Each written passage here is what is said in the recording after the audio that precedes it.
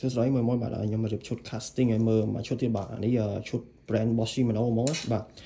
đong Shimano Majestic 80 bà pi mát mà phay 4 bà spec bia đập 6 LB បាទនុយ10 30 ក្រាមបាទហើយជាមួយនឹងម៉ាស៊ីន Shimano Katana លេខ 3000 AG បាទឈុតនេះគឺស្អាតមែនតើបាទសម្រាប់លេង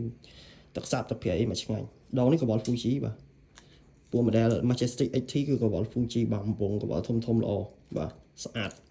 ដងស្វិតល្អមែនតើដងនេះបាទម៉ាស៊ីននេះបដាង4គ្រាប់3គ្រាប់បូក1 4គ្រាប់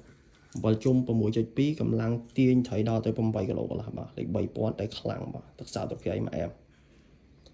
មួយចាអារម្មណ៍អាចតមកបានបាទតម្លៃពិសេសជូនបាទ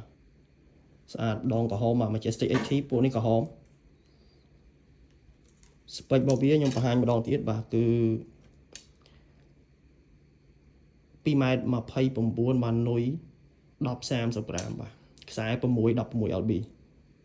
ស្អាតមែនតើបាទ brand Shimano មួយចាប់អារម្មណ៍អាចតមកបានបាទ